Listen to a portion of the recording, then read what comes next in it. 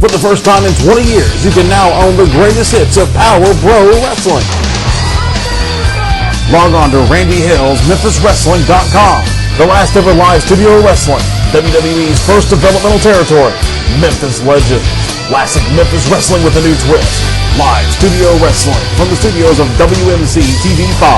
The Power Hour. Own the entire collection. Expect the unexpected. Hello? Randy Hill, this you? Yes, who's this? Man, it's Reggie B. Fine, boy. Right now, mad as a monster in a King Kong movie at you. You're mad at me? Yes, you low budget. Well, that's not nice, Reggie. I put you on my Facebook Live all the time. You're my most popular guest. What are you mad about me for, Reggie? Man, look, let me tell you something, Pimpin'. I'm not no low budget man. You the low budget man. Instead of you have me on Facebook all the time, why you ain't never had me on this podcast, man? Hello, this is Randy Hales. Welcome to the Randy Hales YouTube channel. Who is Randy Hales? I am the self-proclaimed ambassador of Memphis Wrestling. You can catch me at Randy Hales, MemphisWrestling.com, on Facebook Live, on Twitter Live. I'm all over the place. I also have a podcast. It's called Memphis Memories, and I want to share an interview I did on a recent Memphis Memory podcast, and this is great. This interview was conducted with somebody that I hadn't seen in 38 years. Let's go to the audio from that podcast. It has been said there's no place like home. It has been said you can't turn back the clock. It has been said home is not what you remember. Well, I'm figuring it out right now. I've been back in Jonesboro after the death of Eddie Marlin. Took about a year off from my life, put it on hold to take care of, and it's a pretty cool when your heroes becomes your friends. In the last stage of Eddie Marlin's life, I was there with him, and I appreciate that, but it's good to be home. Now, I have a guest today, and this is a unique guest, and I've had everybody from Bobby Eaton to Bill Dundee to some of my current friends, family, a lot of people. But this is really going back, and there was a knock at my door, and even though, you know what you think about you when you've been out of school for 40 years. I'm coming up next year on 40th year anniversary. You know what you think about. You envision people from back in the day, and that's what I was envisioning. I knew who was coming. I knew who I was knocking on my door, and I was excited about it, and I opened the door, and I thought, who the heck is this guy? But anyway, things change, and I hope that we click in this conversation like we used to click, because we haven't seen each other in, I bet, 35, maybe even 38 years, and he has an interesting story. My guest today is David Oswald, which is his number one thing that he's famous for is open the roof, let it rain, give them hell, hurricane. David Oswald, graduated high school with him May on a Friday night in 1980, and again, I saw him a few years after that, even went to your wedding. And believe it or not, you're still married. Still married. Same person. It's unbelievable. But David and we went to the high school together. Probably, did you go to Annie Camp? Went to Annie Camp. Went to Annie Camp, and then I think you went to Blessed Sacrament. I don't think you went to West School with me. I went to Blessed Sacrament. Went to a Catholic school. Where we hooked up is like any other relationship, or most of the relationship in my life, wrestling relationship, and this relationship started at the old American Legion Arena, and we're thinking it was 1976, and I tell you how nuts I am, Davis, and you're as nuts as me because you remember it as well. You used to come to the matches every Saturday in 1976, probably a freshman in high school when I remember you coming, and I can tell you your seats, Section A seats 13, 14, and 15. How sick is that? That's pretty good. Real good memory, better than mine, and a lot better than mine. Well, obviously, that one reason I think, it's a couple of reasons my memory is good on wrestling is I make my living now off of the past and my website and writing a book and all this kind of stuff. I have to know that, do this podcast, Facebook Live, Twitter Live. I'm all over the place. And now because of the internet, I was impressed, by the way, with you, because a lot of people our age, and I'm pretty darn good with computers and phones and all this kind of stuff, but when I reached out to you and then you reached back out to me, and I'm thinking I wasn't for sure, because I know Eddie Marlin didn't want to learn how to text. A lot of older people, and have you realized we're in that age range now? We're all old now. We're all old. What's your memories, before we get into school, what's your memories of growing up? I guess you would have to watch the wrestling on, and but by that time it was on Channel 13, 1976, Channel 13. So what was your memories of watching wrestling on television? Who were your favorites? And what's your memories of being in that hot, dumpy, old, cool, great atmosphere building that was called the American Legion Arena? Well, we used to go up on Saturday nights. We would sit up on the front row. We had our same seats every week. We would watch a lot of times Jackie Fargo, Nuthouse Fargo. We would watch them, Eddie Marlin and Tommy Gilbert. Tojo Yamamoto, Jerry Jarrett. It was a very good atmosphere back then. It was all close and tight, and it wasn't nothing to see usually an older man in the corner, probably about my age, that was always down at the edge of the ring trying to pull a knife out to cut somebody. Oh yeah. But it was very interesting, and I always liked seeing we always had a couple of older ladies. I don't want to say elderly ladies, but they always had their silver hair, and they was always up there on the front row beating on the ring. I'm going to really test your memory, because I know their names, David Oswald. I know their names. Do you know their names? I don't remember their names at all. Evelyn, you should remember this one. Evelyn. No kin to me, but similar last name. Evelyn Hale, Hale, not Right. Hales.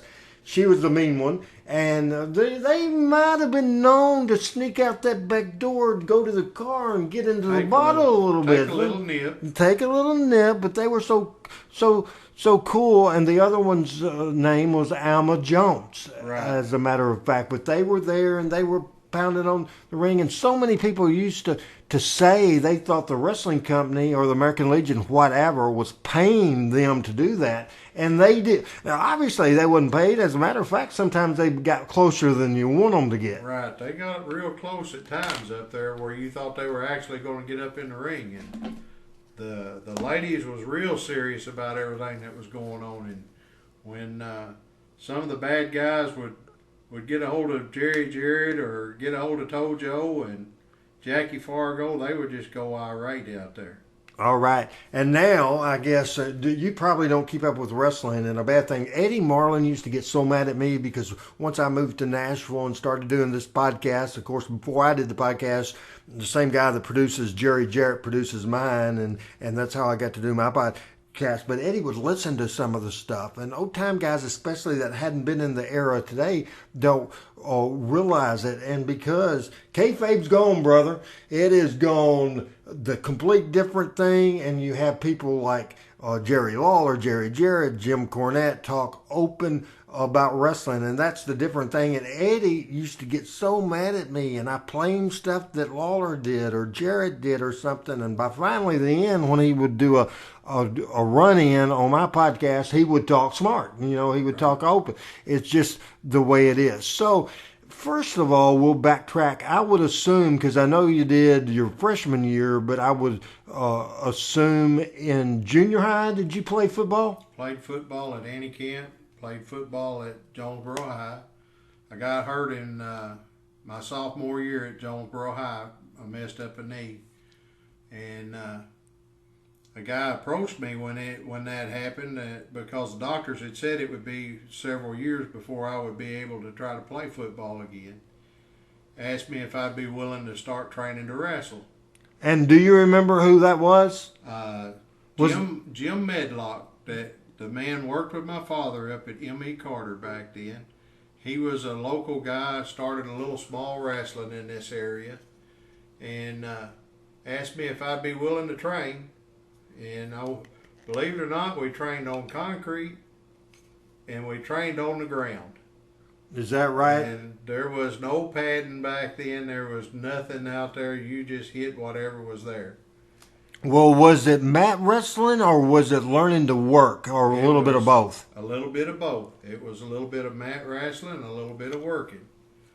But back then, when when we were working, you actually worked. You had to learn. You had to know how to wrestle. Right. And you had to know what you were doing in the ring. So we were talking earlier, and you think you started, and these days it's funny listening to Jim Cornette. He has made our term longer because back in the day, the office would say when they'd run in Walnut Ridge or in Harrisburg or in Batesville, would be called the Outlaws. Well, actually, it was like what today's developmental is because you have to have experience, the Outlaws. And we were talking today, and I think you said that you thought it was 1977 when you had the first match, or what was it, Harrisburg or Batesville? Arkansas. When I had my first match was right in 1977. Who was that first match against? I'm not really for sure if I can remember the fellow's name now. I will tell you some names that I remember. Batesville, Mississippi, Pappy Oakham. Yep. There was a Chico Cortez, heck of a worker. I didn't know what heck of a worker meant, certainly do now. And also, was there a Jim Casey? Yeah, there was a guy that called himself Stardust Jim Casey. And do you know, he became good friends with Outlaw Don Bass. He lives in Mississippi now, and in a time period where I was kind of off the road from the circus, I booked a town that he lived close to just for fun, not for money. Just for fun to see if I could get it up. But Jim Casey remembered me from those Harrisburg days. You got heat on me one time, and we'll get to that once we start talking about Memphis. But I'll say it right now.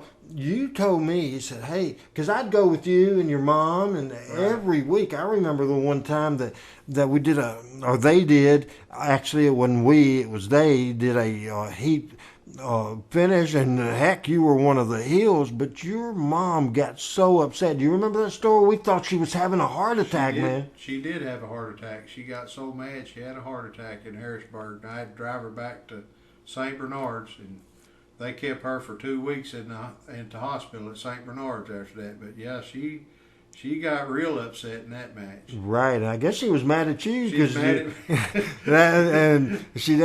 And that could have backfired on us big time. But of course, she lived decades after that. I wanted to make that clear. But we'll just jump ahead a little bit. I remember I would go to you every week, and of course, I got the little rub off the Memphis office because I was the announcer, and it was common knowledge. Eddie Marlin was close to me and that sort of thing. So I got a little rub, and it probably got heat with you. You told me, say, oh, you need to announce for us, and I got paid better in Harrisburg, Arkansas than I did in Jonesboro. That don't surprise me. No. Now later it would. Paid better. Later it did for sure. 100% for sure, but it was a good thing. But it got heat on me because, I thought 25 miles away, it didn't hurt. Now, later on, 20 years later, I was the heel. I was the guy that would fuss at somebody and say, hey, you don't need to do that if you're on our TV or at our main town. So I was the guy that was evil, but at the time, my heart was broken. Plus, it cost me money, and I wasn't doing it for money anyway. So how long were you doing that? And then we think about the end of 79, and we have some cool dates here we'll talk about in a minute.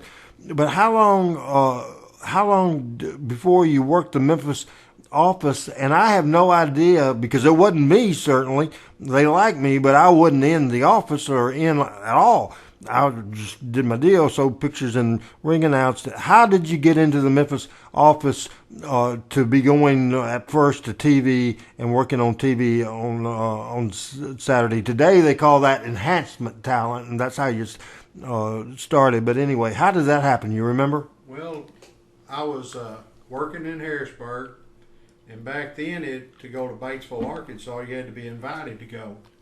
So I got invited. Pappy Yoakum was running Batesville. I'd been up there about a year or so, something like that. And a guy by the name, if I remember right, Randy Johnson, had came in up there, and he had an invite to work TV as a tag team. Well, his partner couldn't show up for Saturday, so he come by the house on a Friday and asked me if I would go with him and work TV in Memphis. So I loaded up. I was about 17, if I remember right. Not legal. Not legal, but It didn't matter. Loaded up with him. We went to Memphis and got over there, and the first thing they had us set in was with the Assassins. And that was at the time Randy Colley, I think, and Roger Smith. Is that right? I believe so. Right. They were a huge tag team, well over 300 pounds, could move like lightning. They were just quick in the ring.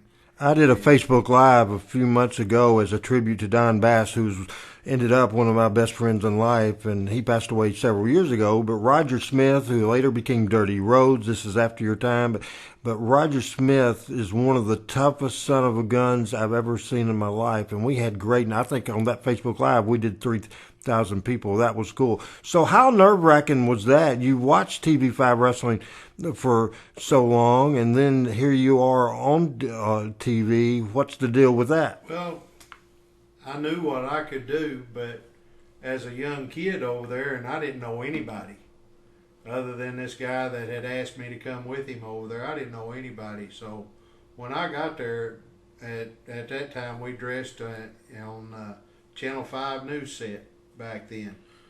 And I got in there and got dressed, done my match out in the ring, what I was to do.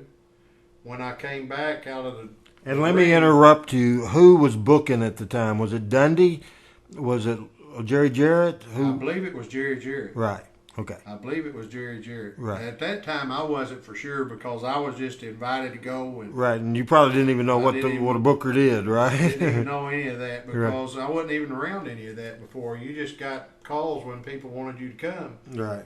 And but when I got out of the ring with the Assassins, what really made me feel real good was Robert Gibson met me at the door when I come back. He said, "You did one heck of a job when you were out there." And that made me feel real good because I never knew him, but he met me at the door to talk to me. Yeah, Robert is I talk to from time to time. He's a great job. And then you're kind of doing that. And another thing at the time, because we'll tell a couple of stories here. And back in the day, and of course you don't hear it anymore because we done went and took the toothpaste out of the tube. And we did it to ourselves. And people like me and Cornette and Jerry Jarrett just kind of involved in what Vince McMahon did and let the toothpaste out of the tube. It was more exciting and better for the wrestling fans when they thought maybe something was hokey, but they didn't know for sure because we certainly didn't say it. But at the time, I remember, because everybody knew I was an announcer, and at this point I hadn't started in Memphis yet as far as going to the matches, but they knew that I was the ring announcer in Jonesboro. That was my main claim to fame, certainly is now. And because the people, I can tell you this, the people that used to make fun of me and laugh at me and tell me I wouldn't make it in the wrestling business, I'm a little cocky now. I am not a cocky person, but when I go to people, around people that was mean to me and saying I'll never make it, then that's when I talk about being the owner, the founder, the president of Power Pro Wrestling, the head of the first developmental league in the history of the WWE. I throw that in and act like the big shot that I know I'm not, but certainly with these people that were just flat out mean. How much flack from the people you played football with, and I knew some football players certainly. Bubba Carter's a friend of mine to this day, has been we did a Jonesboro High School in 1980, and that's when I first started looking for you. And you don't do Facebook. You might do cell phones, but you don't do Facebook. But we did about 150 people of our class got together on Facebook last night, and we did a great thing. And before you leave today, I put a video together, and if I can find that video, I'll certainly show it to you today. But did they screw with you any when you would go to TV and maybe you got beat or whatever, or did they think, oh wow, he's on the hottest TV show in the country? I probably got a little bit of both. No, really, believe it or not, a lot of people didn't really mess with me much in school because, I'm over there with guys in their 20s or 30s. Some of them outweigh me by 50 pounds, and I kind of held my own with them a little bit, so they just kind of kept a little bit away from me. But a lot of folks never would come up and talk to you much up there at the school with that. I remember one story, and I don't know if you remember this or not. Again, I have a memory like an elephant. You made the save on this one time, but I had a theater craft class, and right at the bell when it was over, they were screwing with me, and I can't name all of them, just I don't remember, but one of the people was Mickey Phelps, and Mickey later on, I can tell you what I did to get my revenge on him, a couple of funny stories, but anyway, so Mickey was a football player, and he was younger than us, but he was really screwing with me, so they were having to say wrestling was phony. Well, first of all, at that point, I wasn't smartened up yet, because back in the day, you just weren't. You had a clue by seeing different things and being at the ring, but you didn't have a clue. So he had two guys grab me, and two guys hold my hands down, and they were trying to scare me into saying wrestling's phony. Wrestling is fake, and even though the secrets are out, I'll argue or I'll fight today. I hate that word fake because it's not. Too many people, friends of mine, has been hurt. But they took my hands, and he got a box cutter out, and he was threatening to cut my hand off for me to say that wrestling's fake. Now, my hand was at stake. He's threatened to cut me. Do you think I exposed the business? No, it didn't matter what happened. But what happened was that somebody, and I wish I could think maybe one of the girls, maybe it was Beverly Mays, maybe it was Sheila Stewsbury. We'll talk about them later on. But they went out, and it was in between classes. First person they saw, they were going to find a teacher. First person they saw, and you were a big guy in high school, so that was the first real life save I've seen in my life. Real life run in, because they went out, told you Randy's in trouble, so you busted in that room, hey, real loud, and you were a big guy anyway, bigger than any of them, and they took a powder. Do you remember that? I don't remember that at all. But hell, who knows? Maybe just because it sounds good, I made it up. But I've always. You just never know. Our minds, when we start hitting the 40s, we kind of lose a little bit. And now we're closer to 60s than we are 30s. I think you're maybe a little bit older than me. I'm not positive. I turned 58 in December. I'm 59. 59. Oh, no, wait a minute. I'm 50. I'm 58 too. Wait a minute. I'm okay. 58. Don't make it worse than it is. Worse than what it is already. Let's talk about the first card that I see, or the first match you were involved in, and what you were thinking here, because this is some talent here. February the 17th, 1980. Over 8,216 people watched. Now, people, when I say the name Steve Regal, will think that Steve Regal that's in the WWE now, been in WCW. Another Steve Regal. This was either the son-in-law of Dick the Bruiser or the son-in-law of Wilbur Snyder, but it was a good-looking babyface. Team with Rick Morton, who was about a year into the business. So Steve Regal and pre-Rock and Roll Express Ricky Morton against the veteran Buddy Wayne and David Oswald. Any memory of that match whatsoever? Because it was your first, as far as I can tell, your first Mid-South Coliseum appearance. I think that was about right. As far as the matches, I tell you, we had a lot of good matches back then. We always done with Buddy Wayne. You always let him, since he was the veteran, you let him come in, and he kind of set the tone on how we were going to do things, and he always had his style, and I think the main reason they put me with him was, with my youth and my age, was to give me a little bit more tutoring with me as to what I needed to do to make matches a lot better than what they were. And as he was at the age there, as we're there now, certainly, he wanted a young guy in there that could take most of the bumps and do the work, and then it was time to get the heat and plus basically ramrod the match, and he did a good job of that. You weren't there the next week. You came back March the 10th. You wrestled Rick Morton in a single match, 5,200 people. Then March 24th, a single match with Jerry Bryant. How much do you remember of Jerry Bryant? Jerry Bryant was a very good guy. He was very talented. Really kind of got upset when I found out he was sick. That came up while I had left the business, but you couldn't ask for a nicer guy, better ring guy. He was real ring savvy.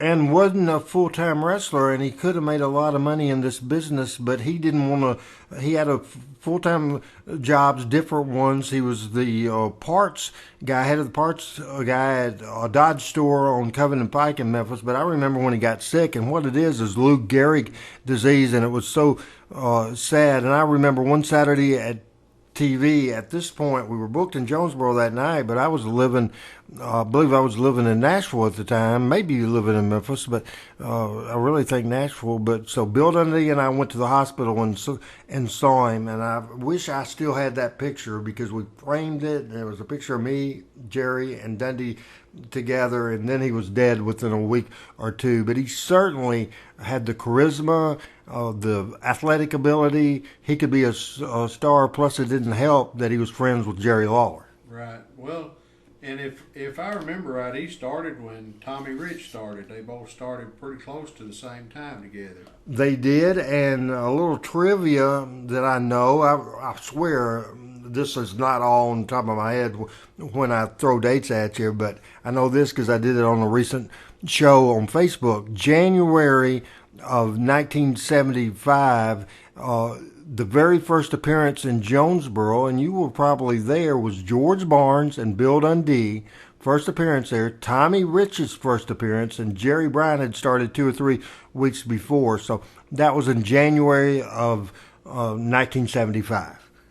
And so I think that's pretty cool. Really liked him. Another interesting thing, and I think we need to talk about what we were doing a couple of days before that.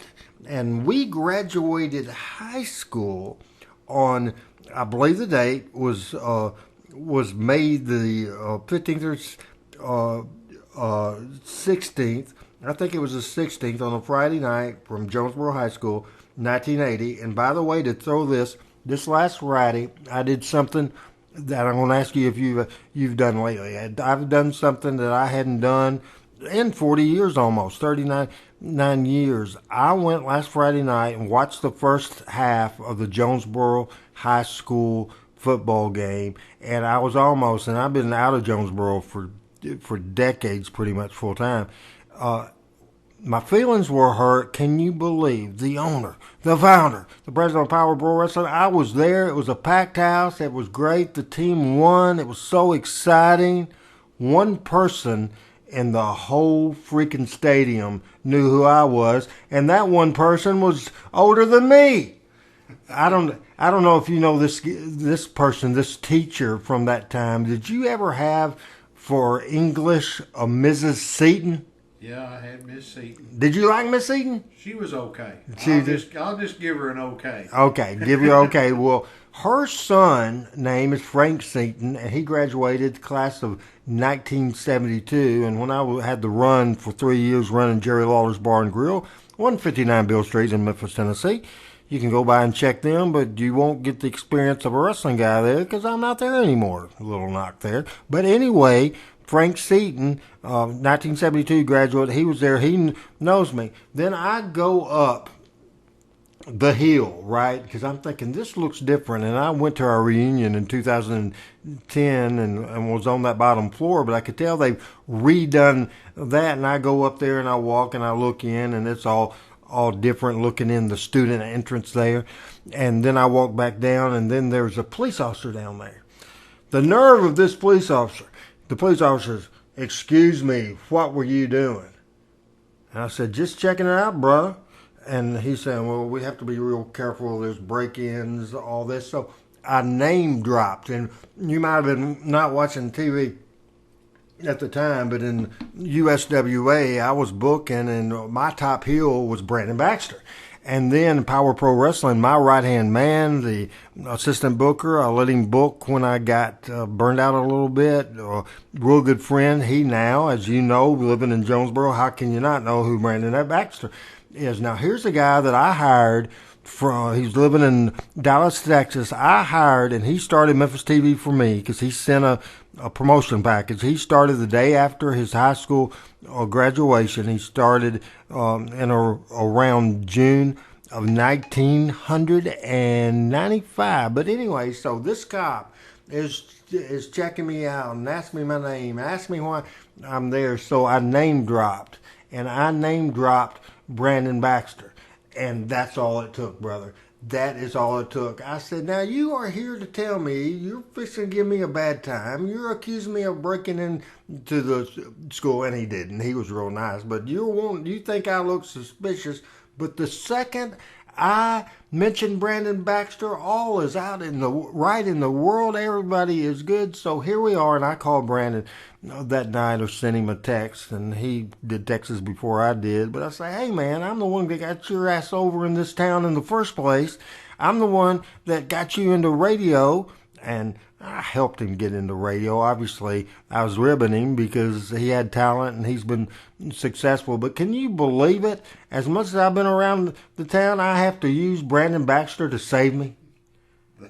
Does that make sense? It don't make sense, but a lot of folks don't realize who we was when we were. Right. It's a whole different time. So graduation night in May, I remember a few things, and I might have the girls wrong, but neither of us, or unless you kind of kayfabe me, I didn't do nothing goofy. Drink, smoke, do nothing. As you saw, as you might have been shocked, I have had a lot of vices in my life, and I have one now, and that's this: dipping tobacco and drinking iced tea.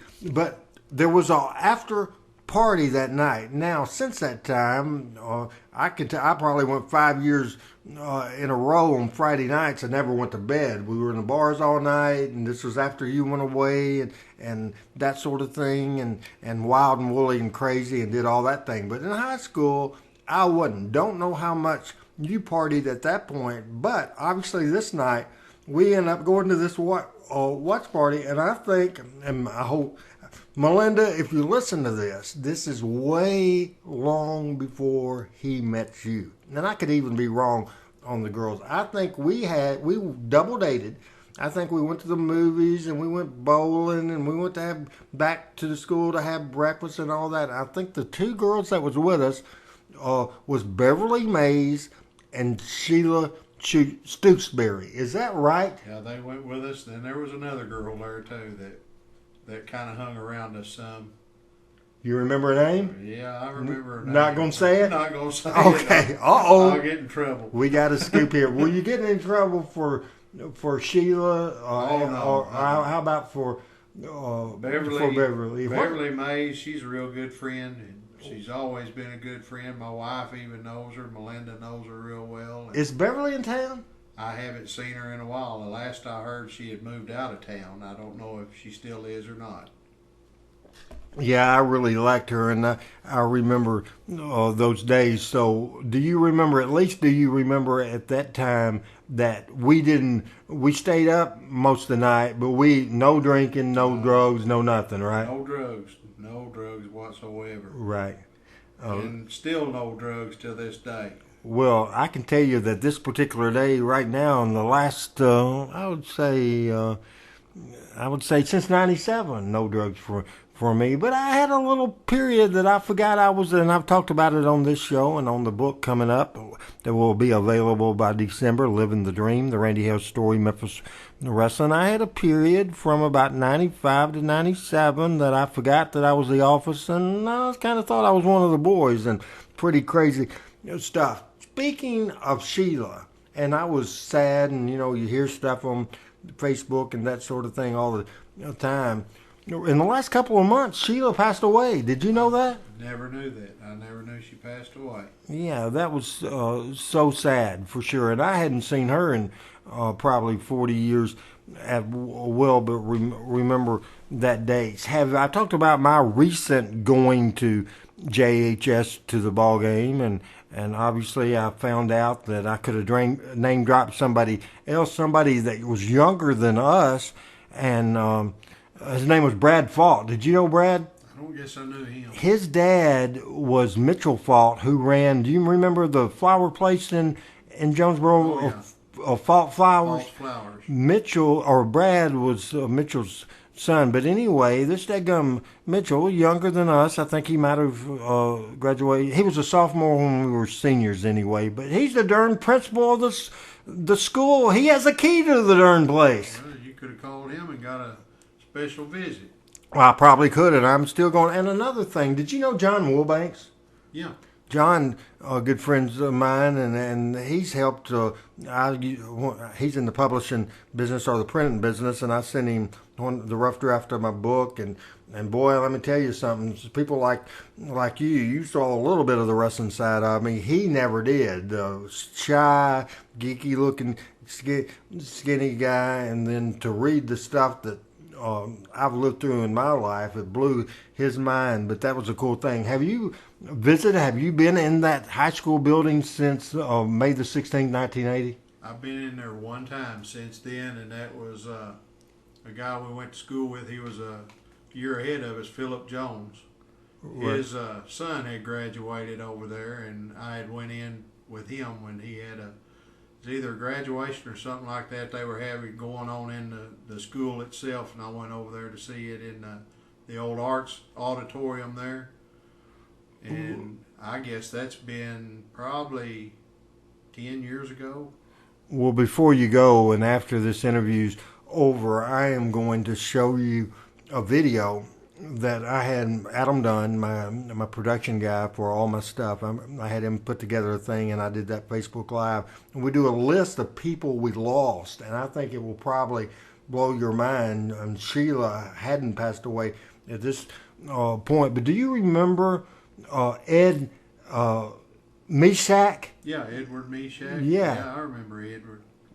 Tell you a funny story. I did a 3-year gig as a Bill Dundee got me the gig. It was a marketing director for Cole Brothers Circus, and we traveled all over the country 9 months a year. And it was not wrestling, but it was the closest thing to wrestling I've ever done in my life, and it was a real cool deal. However, Ed at that point was living in Florida, and I was in Florida last date, and it was around Thanksgiving, and so about 3:30 in the morning, I'd gone to bed early and got up at 3:30 in the morning. I was driving all the way home because I'm a wrestling business guy, folks, and you can do that when you're a wrestling business guy. I used to driving, but I made a Facebook page or post that said, leaving home for Jonesboro, blah, blah, blah.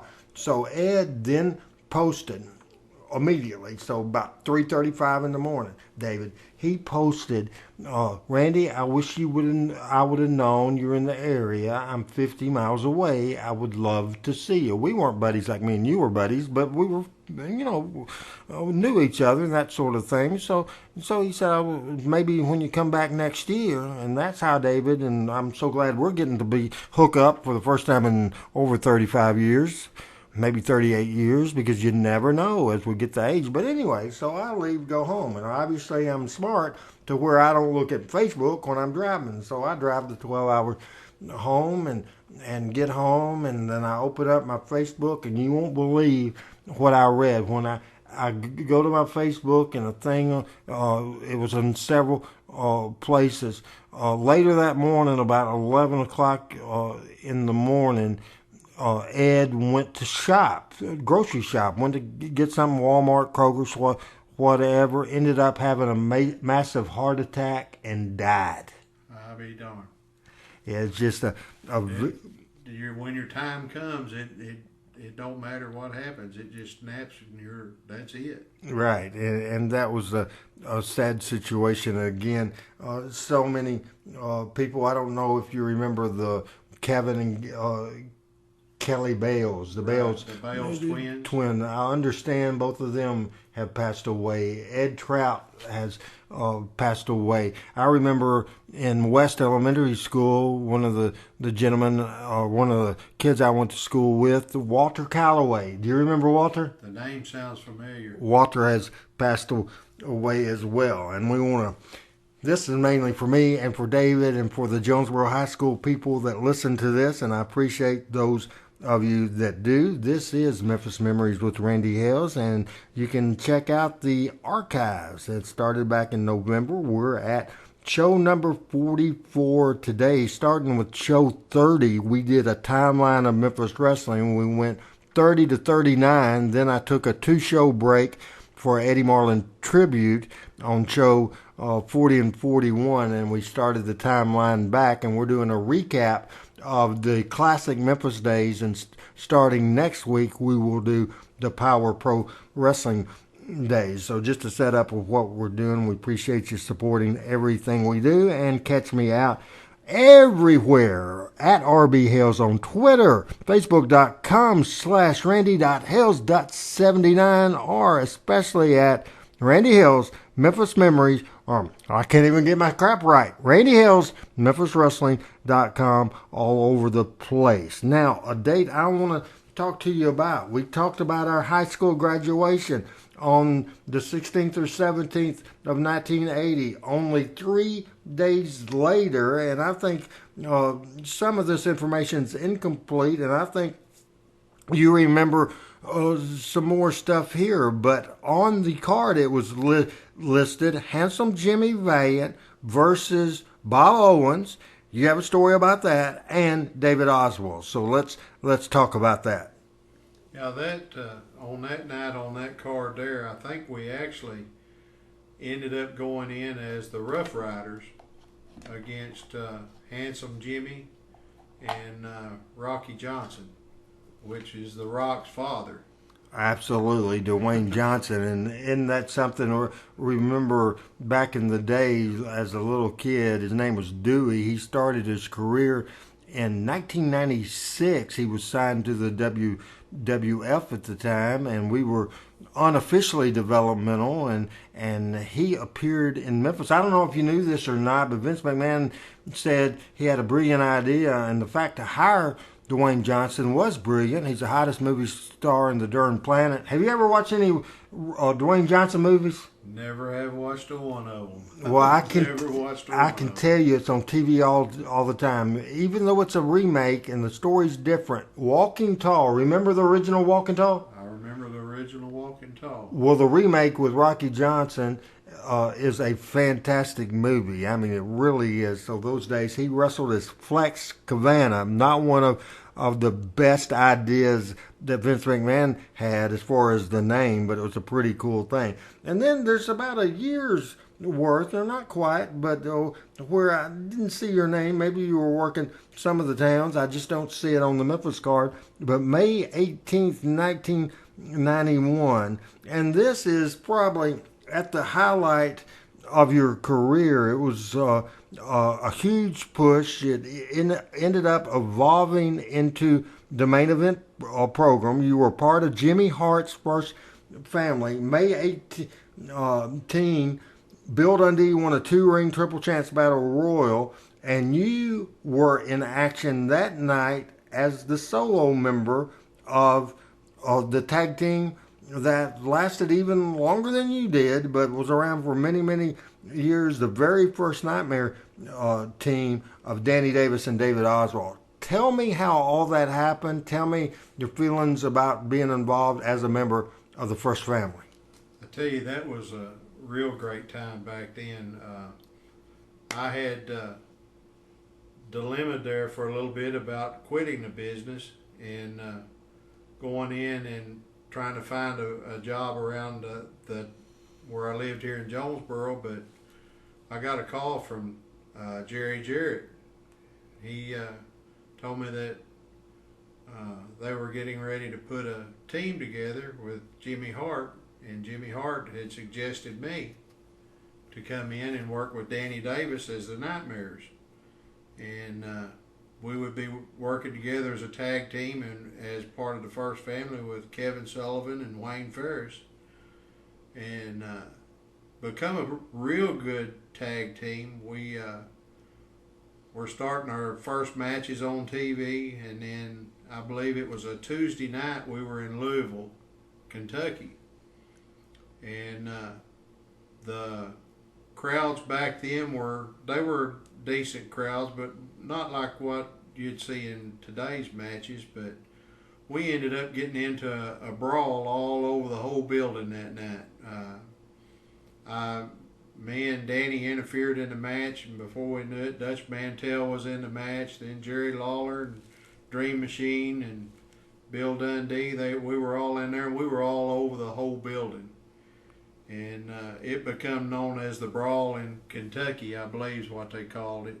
Right, it was phenomenal. And I told you earlier, and I don't think you knew that, but Jim Cornette was when he was running Ohio Valley, and he would give people tapes for stuff. He said he gave every one of them a tape and notes, and said this is how you draw money on the wrestling business, because it was absolutely unreal. The psychology, did a DQ, and then here comes the baby face, the big pop, and then here comes another heel. Here comes Danny and David, and they stopped the baby faces, the people down again, and then here comes Dutch, and then here comes somebody else, and it was up and down, and then when everybody's in there, it spilled up on the floor, and it was back up toward the back of that Louisville Gardens, and it was just total chaos. So would you consider that program and that period of time, because it was close to the end period of time, and obviously because your career by choice was short, you were in a good spot. The territory was tough, and even back then, if I had a calculator that tells me what money was you were making then, what it is in today's money, no telling what it would be. But I can say that I know for sure that because it took a while for me to get to that point. The magic number back in the day was $1,000 a week payoff, and you and Danny had $1,000 weeks in that run, right? It was unbelievable. Money was real good back then. We were selling everything out, and for a guy from a small town back then in Jonesboro, Arkansas, and we went to Rupp Arena in Lexington, Kentucky, and sold it out.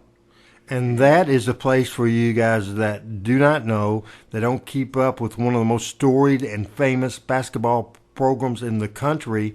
It is the University of Kentucky basketball team, the Wildcats, as a matter of fact, the Wildcats. And that building was cool too. Later on, I probably went there the first time. I was first in the office as part of the management of the company in 1986. But the first time I made a trip with Lance Russell, and I think in 1983. But that was the coolest place. They had a mall in that building.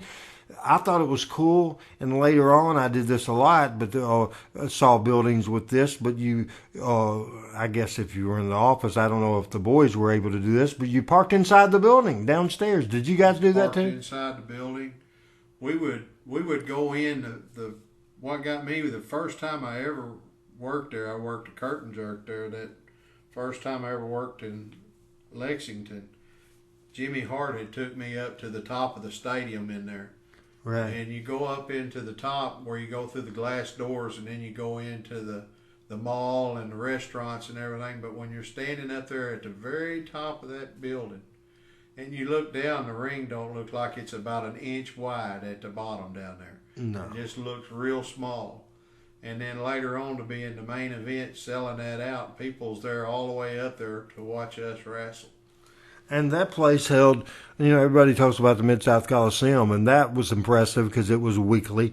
It held 11,700 at the biggest capacity you could get in that building.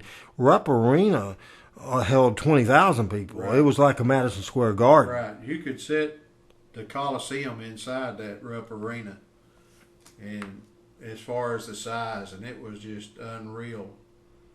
But I really enjoyed myself doing all that. The main thing that a lot of people don't realize, when we were doing this back then, and even starting it when I first started, when you hit somebody, you were told to hit somebody. Oh, yeah. And if you were out in the stands, you hit them, and if you didn't hit them, you got pretty well reprimanded in the back. And that was the same even through Power Pro Wrestling in 2001. Sometimes and my family does this too. They second guess my memory and say, you should remember that. And I remember wrestling stuff pretty good, as you can tell, but just real life stuff, I forget. I mean, I'll tell you a quick story. We were at the casino in Memphis, and in Tunica, Mississippi, and we had a casino show. So I changed clothes, warm-ups, and a USWA shirt, and I was doing a program with Brandon Baxter. So about to go to the ring, he had already, the bell just sounded, and he was on the other side of the dressing room. Bill run, and Lawler says, Randy, what are y'all doing? I said, same thing we've been doing. I said, he's going to screw me with the chair. And so he started nodding his head, and looking all disappointed. Now, later on, I realized he was ribbing me, but it almost cost me my life. And why I can't remember is this story that I'm telling you, and I've told it before on Memphis Memories. So we do this thing. So Lawler just tells me, the boys were laughing at you. They said in Evansville last night, it was phony. I said, phony about killed me. I said, I'll tell him to lay it in. He said, well, I'm just telling you, he's making it up. He's ribbing me. They've told him, said, man, that gum Randy freaking getting his brain shatters. It's the realest thing we have. So he just took that and was screwing with me. So I went to Brandon, and Brandon tells this story today. I go over to him, grab him by the arm. I said, if you don't hit me as hard as you can hit me, I said, you're effing fired. Right now, tonight. I said, the effing saying that our crap is phony. I said, we can't effing think that. He said, hell, it's not for you, about to kill me. And I said, well, you about to kill me, but we're going to go a different freaking level. I said, because we can't do this. I said, as a booker, I said, I can't have this, Brandon. I was fussing at him, and I said, we can't. He said, I swear, how much harder can I hit you? I said, hit me hard. So we get to the finish, and Frank Morrell, you remember Frank Morrell, the French Angel as well. I traveled with Frank a lot and happened to be with him that night. I was coming from Nashville, so we kind of staggered the referee a little bit, or distract the referee, that somebody slips a chair in, he whams me, and as he did it, I said, as hard as you can. So boom, and it knocked me so stinking silly, and I went out. So Frank helps me back to the dressing room, and almost carries me back to the dressing room, and we get there, and he sets me in a chair, and Brandon's in the other chair, and Frank grabbed that egg, and Brandon scares him to death. Brandon at the time, maybe 20 years old, maybe not even that, maybe 19, grabbed him. Say, you shouldn't be in our effing business. You about killed Randy, blah, blah, blah. And so here comes Lawler, and Lawler said, what's going on? And Frank said, this punk kid about killed Randy. And so he said, Brandon, what are you doing? And I said, hey, you just said the boys were telling you our effing stuff was phony, and I told him I'd fire his ass if he didn't hit me as hard as he freaking can. And Lawler said, you all right? I said, yeah, I'm all right. He said, this is my fault. I said, what's your fault?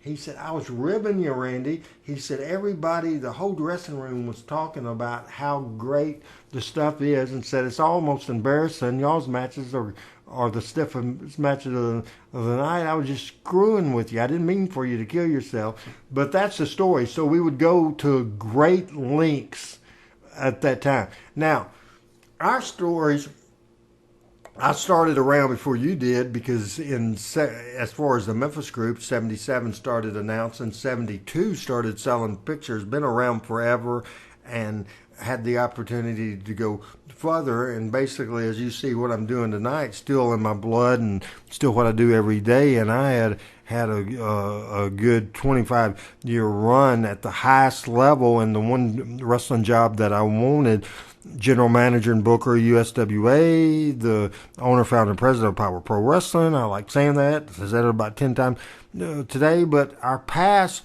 went different. You've had a family.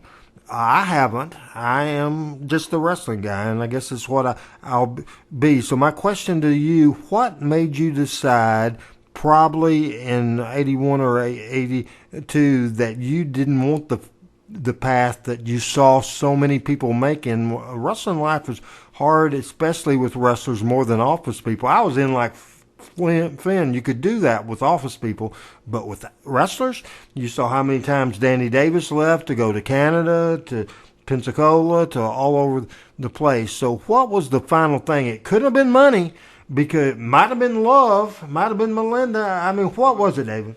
The main thing is I really wanted to be a professional wrestler. I really wanted to go that route. But when I met my wife that I'm married to right now, I seen a lot of the guys that was married, but their marriage didn't last long, and they wasn't around with their family. And I seen how Jimmy Hart would have his mom and have his kids with him as much as he possibly could, but he didn't see them as like you would want to see your family. So I decided on my own what I would do. I wanted to have a wife and a family, and I knew if I kept this route here, it probably wouldn't last long, and that wouldn't be fair to my wife. And when did you get married? When did you get married? I got married August 29th, 1981. I hope you can help me with names, because I cannot think of this name. I was, and as in later years, I wasn't this way really when you knew me, but later years, I'd fight a guy in a heartbeat. I mean, I freaking didn't matter, the life we led on the road every day. But back then, I was pretty shy. But the closest I ever got to a fight as a young person was at your wedding. I got so stinking mad because some of the guys, and it wasn't Memphis-based people, it was some of, we say it's disrespectful, but I'll say that's what they were labeled as the outlaw group. And I can't think of the guy's name, but at your own wedding, beautiful place, it was a backyard, and you live in that house still today. Right. And beautiful, beautiful wedding. And do you remember, my mother, I was in the wedding, as a matter of fact, and the whole thing. And so a friend of mine, and I think it was Randy Wade or Rodney Elwood or somebody, took my mother. But anyway, it was a cool deal and a beautiful, beautiful wedding, except for one thing. Those outlaw wrestlers guys started like booing and harassing you and sort of thing, and being loud. I don't know if you realized that at the time. No, I didn't. I had my head somewhere else. But it made me so mad. It made my mother mad. I thought it was disrespectful, but wrestlers will be wrestlers, and they weren't even, I don't think they ever became what you became, because you lived your dream, even though you made the wise choices. Because I'm telling you, the drama and the issues, the demons that I've had, that thank God you hadn't had to deal with, and I'm completely good now and have been for deals. But the liquor, the drinking and driving, the pot, the pills, the cocaine, done it all.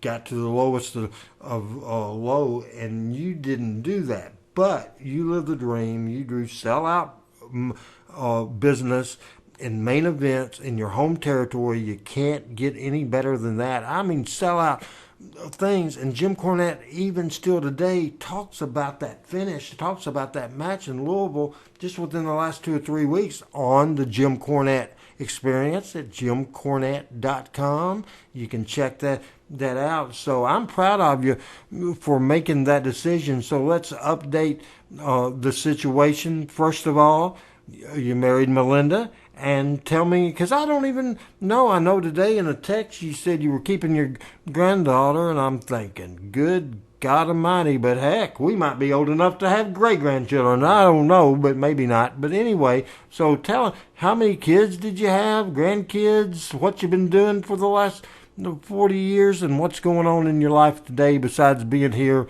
in a motel room in Jonesboro, Arkansas, doing some podcasting gold. Well, I was blessed. I've got my wife, Melinda, and we had 4 children. We had 3 girls and 1 boy. What age now? Well, the one problem that we had was we lost our 2 twin daughters. Oh, my goodness. And when was it? At birth? Right around at birth. But oh, my goodness, David. I'm sorry about it. A daughter that's 33, and she was blessed a little bit last year that she was going to have her first child, and for some reason the Lord decided she didn't need to. There must have been something wrong with her baby. She thought it was a little boy, but we lost him last August. I hate to hear that. That would have been her first baby. My son, he's just turned 26. And him and his wife had a little girl back in June of this year. In June, so just a few months old. About 10 weeks old right now. Be 11 weeks old tomorrow. Well, I never knew the father, David Oswald, and I certainly didn't know the grandfather. I am a great uncle of many, so I've done that sort of thing. But that's really cool and amazing to me. But I want to know, with a 4-month-old baby, how is David Oswald? Because you, as Melinda was at the doctor's appointment today, so you were in charge, right? I watched her for a little while and take care of her, and just proud to be grandpa. And I would be proud to be grandpa with my daughter's son that we thought was going to be a little boy. I would have been just tickled pink because he would have been 6 months old. Oh, is that right? So, and she's young, so you know what the good Lord. Everything will work out. She's blessed, got married, got a great husband, and I'm proud of both of them. They're working their tails off to make ends meet. But when I left the business, I've had a lot of people ask me if I chose the right decision on what I did. And when I look back, I think if I hadn't done what I did, I wouldn't have what I have now. Oh, yeah. And at that point, I feel like I've been blessed with what I have now. I'm not rich in money, but I'm rich in family. Right, and you can't get any better in that. And we will talk about your family, obviously, on Facebook, that you don't do. I cannot believe it. But your brother, Don, he and I are Facebook friends, and he sends me messages. And I don't know if you even know what that means, but if you post something on Facebook, and then they can do a thing called liking it. It basically acknowledges they like it and they see it. And he does a lot of my stuff, and we've messaged. He sent me a couple of months ago and I didn't follow up on it, but he sent me your phone number, and I just got around to it yesterday or the day before, that sort of thing. So you say your brothers Donnie and Dan are both retired, and you're retired as well. Right, I'm retired as well. My sister Joanne, she's retired, so we're all getting to the age now where we can just kind of do what we want to do.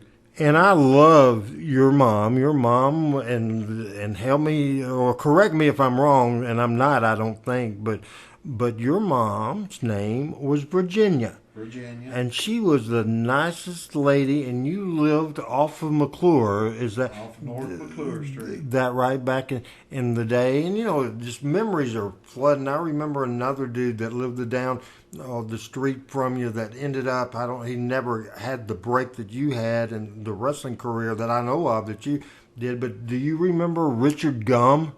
Yeah, Richard Gum. He went to school with us. Right, and you might have even trained him. I worked with training him. I worked with training a lot of guys around this area here. Some of them still outlawing, as they call it now. But yeah, Richard. I think he's doing security work or something like that over in West Memphis And I think he used to drive buses and work school system. School system. Oh yeah, taking care of the bus department. Yeah, a lot of things. Do you see any fellow 1980 Jonesboro High School Hurricane graduates? Do you see anybody? I see Joe Barrett every now and again, but I really don't get out that much as far as visiting people. I've never went to any of our class reunions at all. I've never been to any of those. The next one is in July of 2020, and it will be 40 years. Will you consider it? We just have to see. That's a no. We just have to see. You do put that stuff by, but it's just funny, and I don't know if it's because of the fact I'm sure we're all different, and your personality seems the same, and I've always been kind of fired up type of person one-on-one, but in a big group I was not at all. I was shy, and like I said earlier, people won't believe this. They'll think ORH, as everybody in the wrestling business would say, think that I'm lying to say that I was ever shy and had trouble talking, and I did. I hated big groups, and I wasn't a social butterfly in school at all. But I think when I was talked into, and I went to our 30th in 2010, I was living in Poplar Bluff and drove in. It's kind of cool because the perception, not that it means anything, because there's a lot of people in that class that has a lot more money than me, but money doesn't mean anything. I think they appreciated that even though everybody made fun of me for my dream, I was the guy that did live my dream. I was the guy that lived it for a long time. I was the guy that was on television on a very successful and popular television show that ended up running the thing. So it's kind of neat to see, and you have to forgive, not hold grudges, but people that made fun of you in the past, it's hard for me to just not rub it in a little bit without being too much of a heel, but it's a funny thing. Now, you have been away from the limelight. This is a podcast that I have people, David, watching this. I don't know how they do it. Maybe they can translate it or whatever. Not only in every state in this country, people watch weekly from Canada, from the UK, and I noticed the other day we had a viewer on the show from Russia.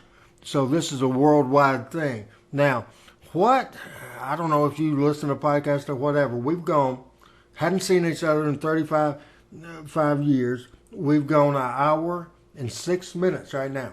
So what was your, what did you expect? Because I call you out of the blue. You hadn't heard from me in 35, 40 years. I asked you to do a podcast. You haven't done anything wrestling-wise. This has been fun, but I feel, and I want to see if you feel, it feels like we just talked yesterday. It feels exactly the same. Feels like we just graduated high school yesterday. We might not look like we just graduated high school yesterday, but certainly this has been fun. So I'm glad you have no regrets. I will be praying for you for your for strength as you have to keep up with. And you have 2 knee braces now. Keep up with a few month old granddaughter. Good luck with that, and then your daughter and all that. And I guess another question that I would see, Melinda was around and saw you wrestle and that sort of thing. Do you have as much video? You said your son's 26 years old. Have you shared anything about your wrestling career to your kids? Oh, they've watched some of the matches. They went on YouTube and watch them, and they'll call me and they'll say, "We seen this or we seen that, and do you remember this match?" And a lot of the matches I don't even remember, and I guess when you have so many of them that's out there, it's different to know that what I looked like then and what I look like now. Right, and we need to get a picture. We need to find a hotel clerk or something and take a picture. I don't think that you're running for the law. Sometimes No. I've had people. I say, "Hey, let's get a picture," and I had at wrestling shows, and they say, "Hey, I don't want a picture posted on social media because I have a warrant out on me, or I'm here with another girl, and my wife wouldn't like that." But we'll make sure. I don't think There's none of that going on. none of that going on. But this has been fun, hasn't it? Oh, I've had a blast. I've enjoyed myself.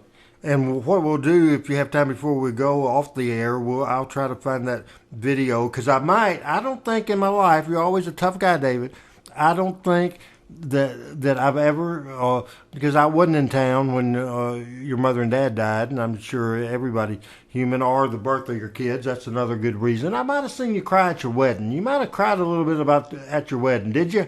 No, I don't think I cried at my wedding, but I think I might have when I got my little girl, and when my daughter lost her little boy, I cried a little bit then too. Right, and of course the deaths of them, your mom and daddy, that's always tough, man, right? It's real tough.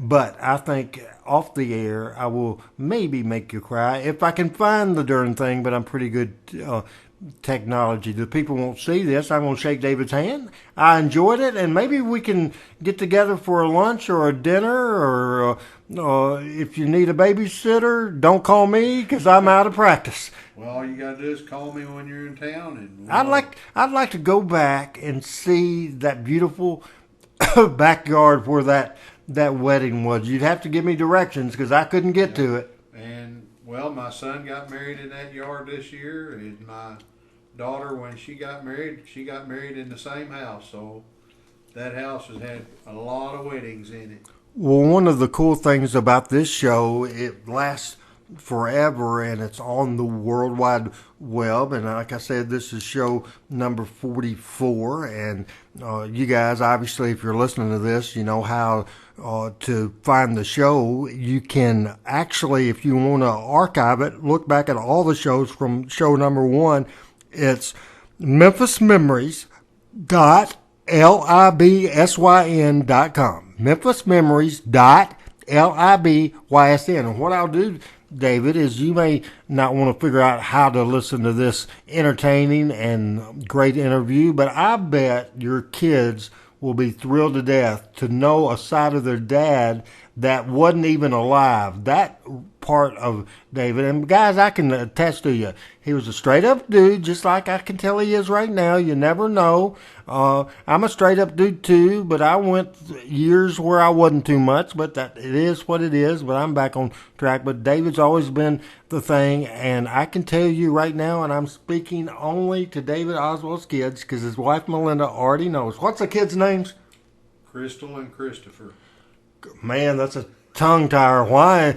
Christopher and Crystal. This is Randy Hales, longtime friend of your dad's. Hey, we go so far back that we knew each other in 1977 when he, your Uncle Donnie, and knew your mother, or knew his mother, knew your mother. Even though I've been away a long time, your dad is a straight up guy, and he lived his dream. He wanted to be a wrestler. He dreamed it at age 14 or 15, 16. He did it. He was in the main event of the Memphis Mid-South Coliseum, 12,000 people. He was in the main event of the Louisville Gardens, 6,500 people. He was in the main event of the granddaddy of all basketball college arenas in the country, main event, sellout, over 20,000 people. So I'm telling you, and what your job's going to be, David, is this is what I do.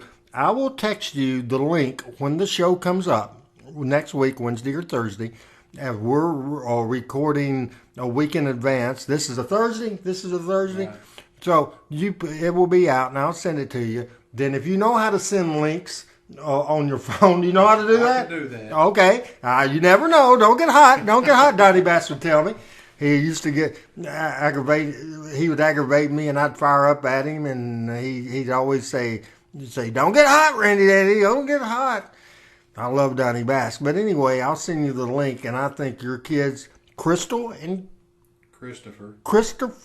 Daggum, I'm blowing it at the end. Christopher and Crystal will enjoy this. Melinda will obviously good to hooking back with you. And right now we are going to do a little bit. We are going to modernize ourselves because a lot of stuff going on in the professional wrestling world. Last question. Do you ever watch wrestling today?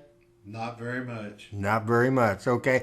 Because I try to get young people, old people, all kinds of people. I cover this week in wrestling, and we'll hit that intro for that segment right now. Thank you, David. You're welcome. I appreciate it. All right. We showed a little video over the part where David was talking about his run with the First Family of Wrestling and that great wild match. We showed you a little bit of it with what's called a B-roll. But now we want to show you that entire action that drew a lot of money, and it was wild, woolly, and crazy. So let's go back to 1981, the Louisville Gardens, Louisville, Kentucky.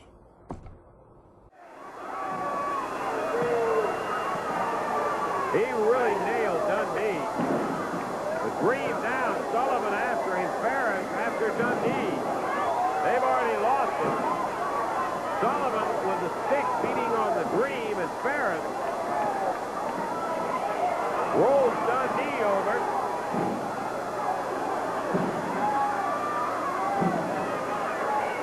Officially, it's all over with. That didn't have a thing to do with the action. As Sullivan, Ferris, Hart, all really punishing Dundee in the Dream Machine. Billy up, but he's nailed from behind, caught in the front with that stick. And Sullivan just shillelaghing with a Hart stick, and now Hart has it working on the Dream. Dream's fast torn. Dundee's face is torn. The referee asked for some help, and here comes Jerry the King. He nails Hart. Hales, Ferris, and Sullivan. Now Lawler's got the stick. Blazes on Ferris. Pounding Wayne Ferris. Oh, here comes the nightmare. Both of them jump Lawler. They're beating on Lawler in the corner, and Sullivan gets the stick. Now it's the nightmare. Sullivan, Ferris, and Hart with Dundee, the Dream, and Lawler.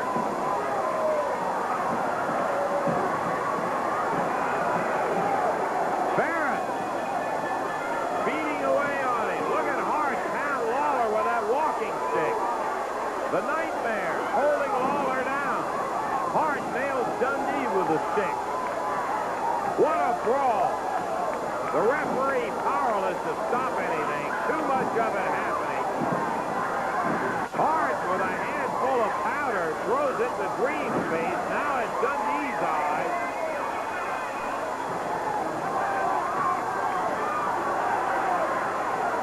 Ferris down on Jerry the King.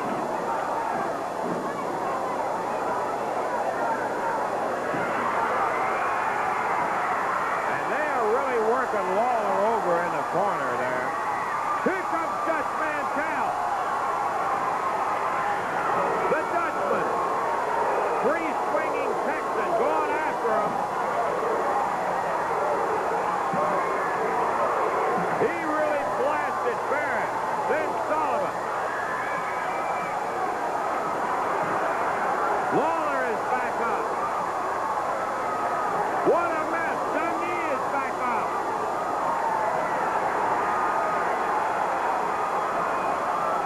Look at this scene in the Louisville Garden.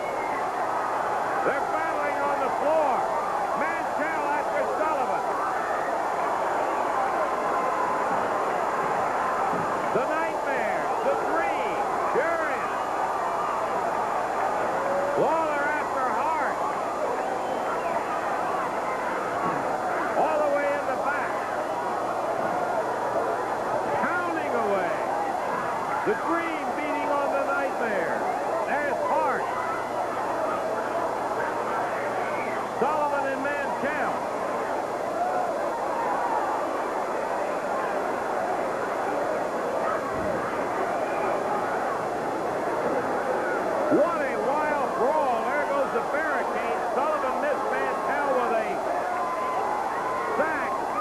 of sand. They are battling everywhere. Lawler chasing the Nightmare all the way up in the bleachers. And there goes Lawler. The Nightmare caught him, and he's bouncing down the steps. The King back on his feet once again. Head over heels, and here comes Ferris. Up the stairs, but back on the floor.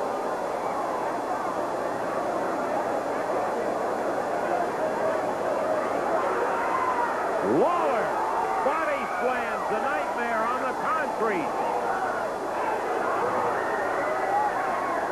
Sullivan in the Dream. Dundee comes up after Sullivan.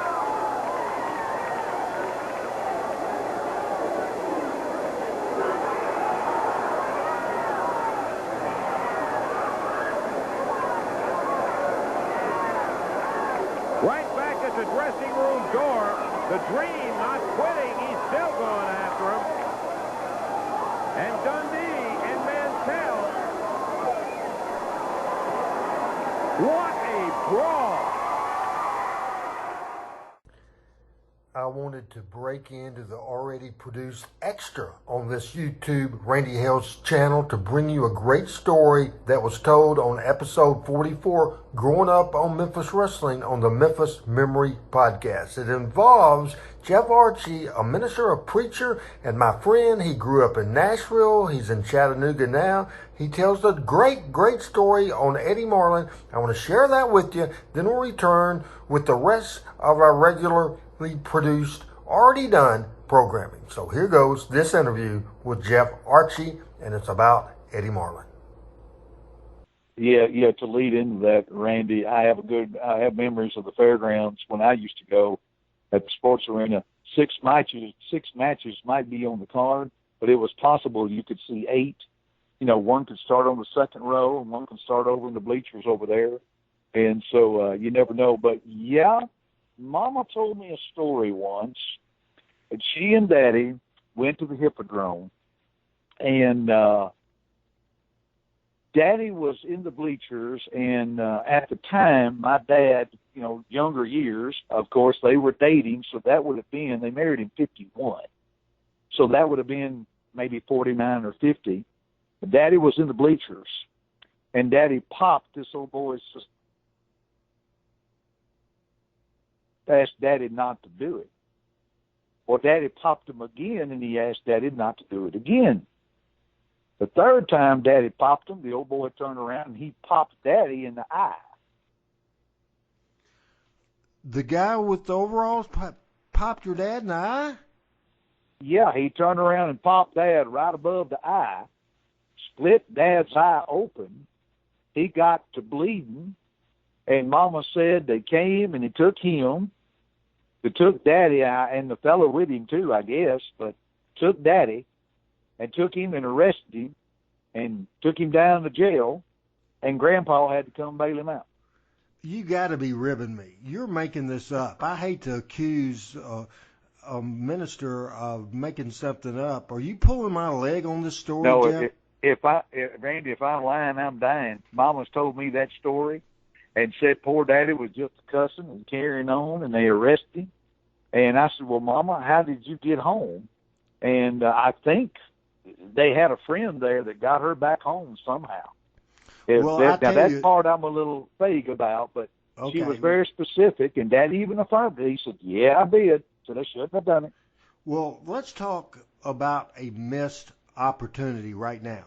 A missed opportunity, because several months ago when Eddie was at NHC, the great rehab place, and you came because you were close to Nashville, and you came to see us, and we had a big talk, and we talked wrestling, and Deborah Jarrett, all there, and we had a great time, and you said a prayer with us, and it was just fantastic. We did a Facebook Live later, just me and you. It was just a great time, but we messed up.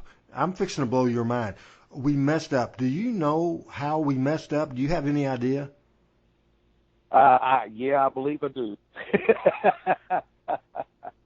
The way we messed up is by you not telling that story. you not telling that story, because that story, half of it had already been told. And I think it was on episode number 1.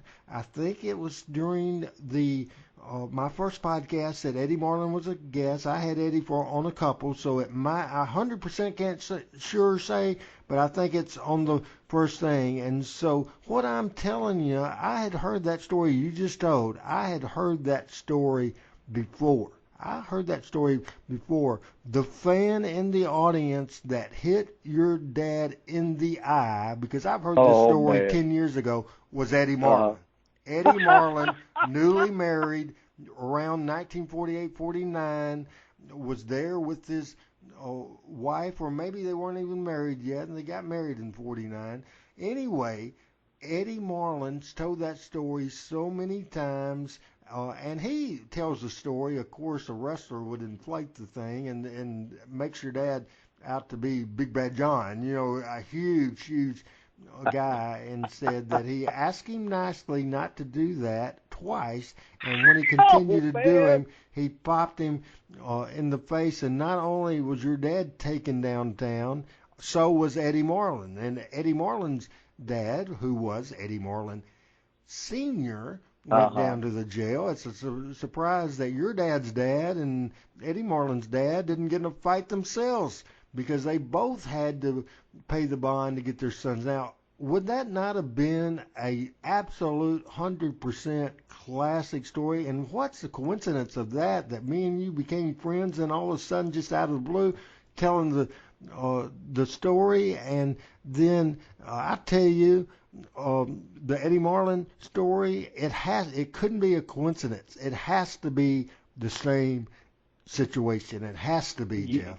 Eddie, Randy, I think you're right, because you heard, and we're getting our times. They pop the suspenders, turn around, say stop. The odds of that happening anywhere, well, I guess if it was to happen anywhere, it would be in Nashville. But the odds of that specifically would be, matter of fact, in a way, it's funny. Of course, in a way, it's not funny, because you hate to see them get into it. But in a way, that makes me feel pretty good. It took a future pro wrestling champion to pop my dad and slow him down. And Eddie said that he was a big guy and he popped him hard. That's a good story. For the first time in 20 years, you can now own the greatest hits of Power Pro Wrestling. Log on to RandyHalesMemphisWrestling.com. The last ever live studio wrestling. WWE's first developmental territory. Memphis Legends. Classic Memphis Wrestling with a new twist. Live studio wrestling from the studios of WMC TV5. The Power Hour. Own the entire collection. Expect the unexpected. The David Oswald interview was a part of episode number 44, up now at memphismemories.libsyn, or you can go to randyhillsmemphiswrestling.com. This show, a marathon show, the theme, growing up on Memphis Wrestling, 10 hours plus, 10 interviews. I think you will enjoy that for sure. I want to thank Adam Dunn for putting this video together, and we are going to try to bring you much more content, but you have to do us a favor. This is what you have to do. Subscribe, comment, tell us what you want to see, what you want to hear, the subjects. Tell us, and we will do it for you and get more stuff up here on the Randy Hales YouTube channel. For Adam Dunn, I'm Randy Hales saying bye-bye, everybody.